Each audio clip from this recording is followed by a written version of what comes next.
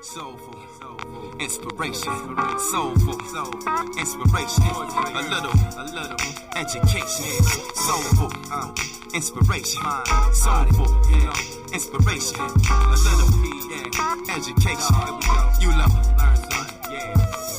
Uninspired and tired is a bad combination, and I'm sad to say that's a dark situation, but I'm thinking of you, so I'm glad to say I wrote a letter on behalf of how I feel today. 7 a.m. in the morning, ain't been to sleep. It's been a night type long and a rough type week. I'm meditating my life on the whole, pondering the where, when, how, ifs I can gain control. It's like a spin of the wheel or a roller to die. They say that you can be a winner at the game of life, but I know the house don't play to lose, so you better know the math, how to make the move. See, I'm a student of the study, how to proper pursue a blunt portion of the profits produced, paying my dues, so I follow the lolly and avoid the fools. But this is trial by fire, so you must stay cool. One rule, envy is a powerful tool, spine all times, everything you do. That way, when the idiot's ear get act cool, you can crack those crabs and continue to move. You know, 7 a.m. in the morning, I'm open up. Long night, ain't been to sleep. I grab my pencil and pad, I'm open. I hope you feel me. Remember back to the slenderest times when we pitched for the pretty penny nickel a dime. Before the world seemed crooked and the gutter was fine. When there was good hood living and a peace of mind. Now that's over. Life will make a grown man sober, head aching, hanging over, feeling funny inside. We never knew the world worked on a bogus design to keep a brother buried deep, broken down and blind. Better still, man, is ill when you look to find there's a chance to advance, most heads deny. A dream and a slice of the proverbial pie. We will remain to reside in the ghetto of pride. Ignorance is pure bliss and these days provide plenty of it to keep a poor man pacified. I try to put him on the business of knowledge applied, but that's a pickle of a deal that's sour inside. But 7 a.m. in the morning, I'm open up. Long night, ain't been to sleep. I grab my pencil and pad, I'm open. I hope you feeling me, man. So many guys that I grew with died, resorted to doing crime and turned doing the time. I can hardly better speak to childhood friends and find every exchange features a fella falling the wayside. That's ill, but then it keeps a brother on field mode, mentally locked and loaded, ready to deal with any form of friction you can fathom to feel. In a world that wheels drama and fires at will, it bust from dawn to dusk and aim to kill. Cause a lot of souls shook and afraid for real. So instead turn their head, tuck tail and chill, in the hopes not to cope, but that's whack. See, you and I are like a different breed, and we bring to the balance such a desperate need. The eagerness to elevate and evolve the scene. A better space, a better time indeed. Sincerely.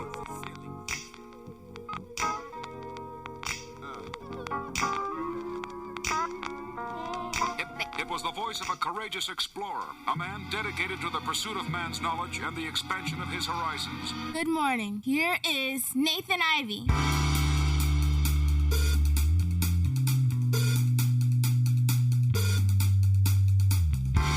Back from my hiatus, politicking on the latest.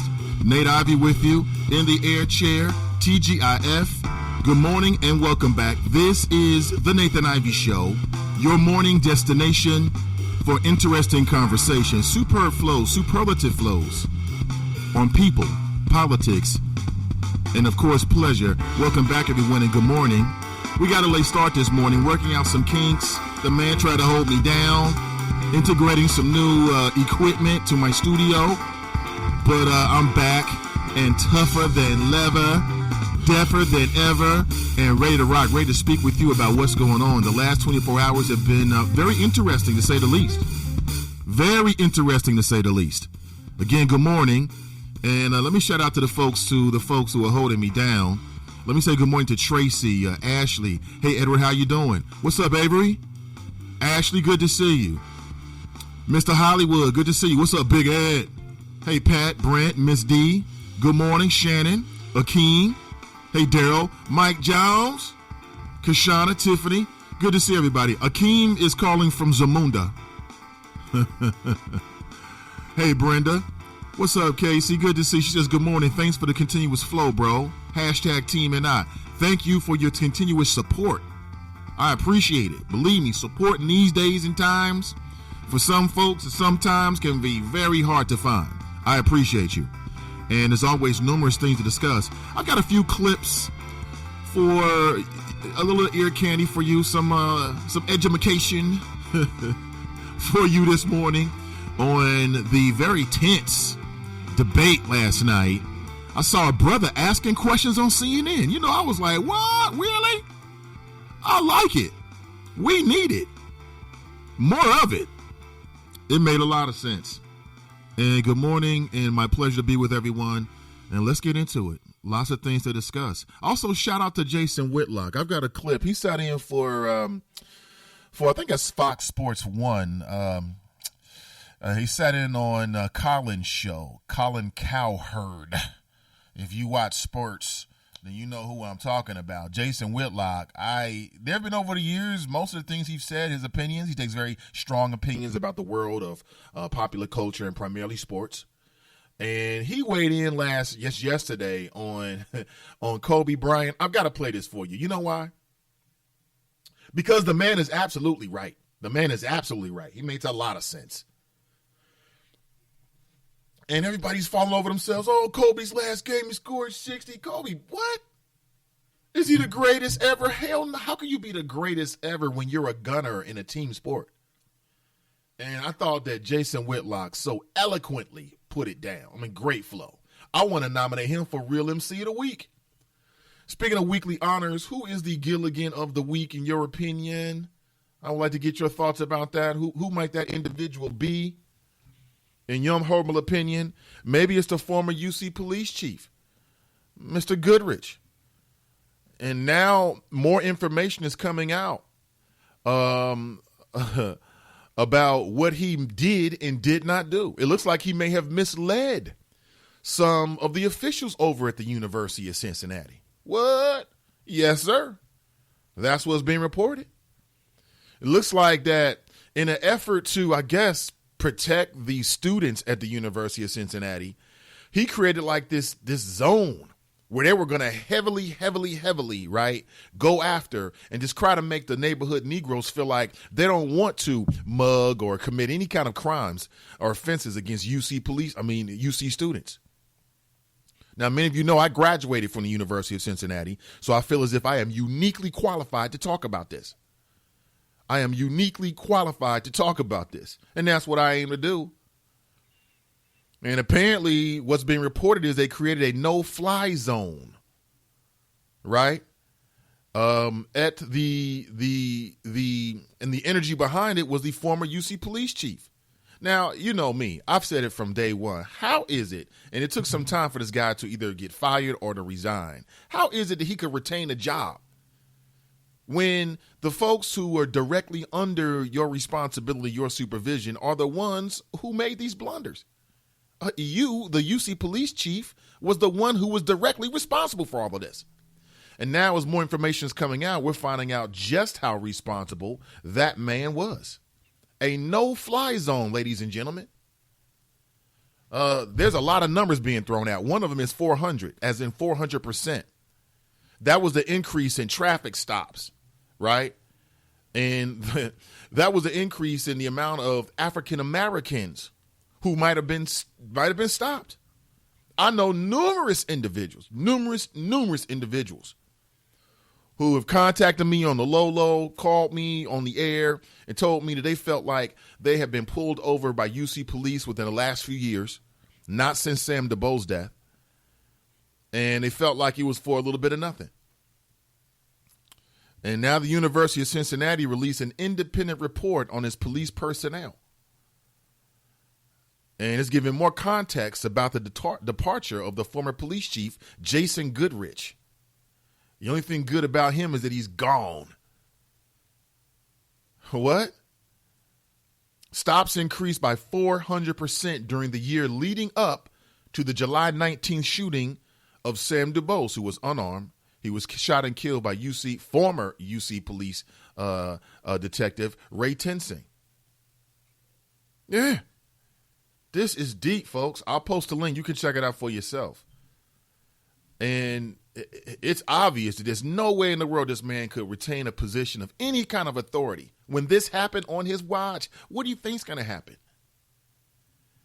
And it's being reported that Chief Jason Goodrich and perhaps Someone else, Major Timothy Thornton, misled investigators. Why are you misleading investigators if you've got nothing to hide? This is deep. Now we understand more.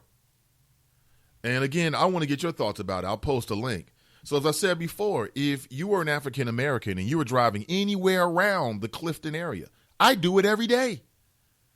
Every single day I'm in the Clifton area. Every single day. Have been that way for many years. That could have been me. I could have been stopped, harassed. Okay? I'm 6'4" and change. Maybe they would have thought I was somehow a threat. You never can tell these days.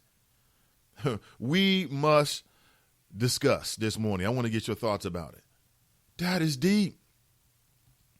And, there's a lot of blame to go around, but I think that most of it has to go back to who was running the UC Police Department at that time. That was Mr. Jason Goodrich, period, point blank.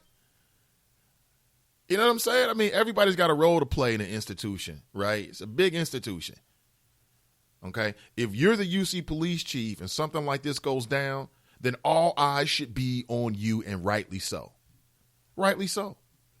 I'm still concerned that two of the other officers who were involved in that, on the scene and involved to some degree in the shooting of Mr. Sam DuBose, that they're still on the UC police force, as I understand. If I'm wrong about that, set me straight. I am concerned by that. That's very troubling.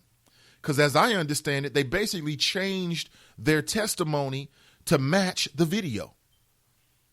So initially they gave some statements, and we know the nature of those statements is that it appears they were kind of backing up Mr. Ray Tensing and his actions.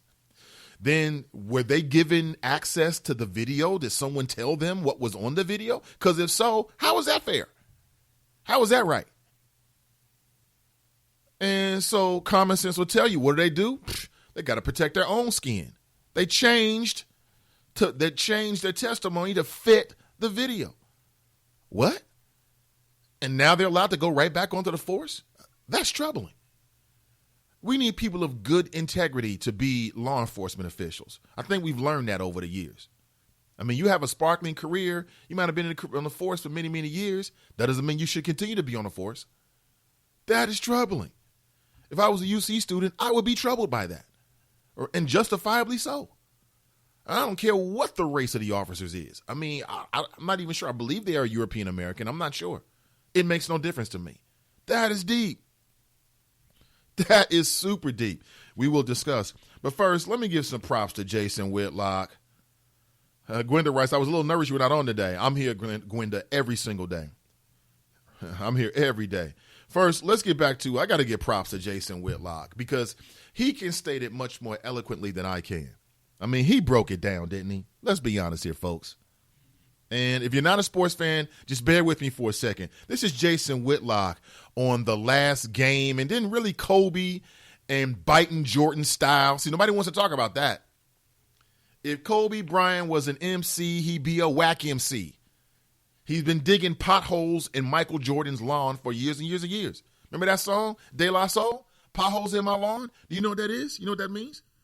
That means MC's biting another MC's style or flow. And come on. Has there been a bigger Jordan impersonator than Kobe Bryant? Come on, folks.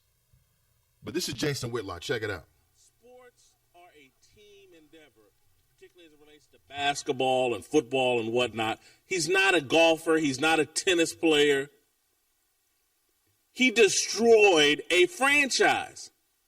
His narcissism and selfishness destroyed a franchise. The Lakers are a laughingstock and just had the most embarrassing season we've pretty much ever seen an NBA team have.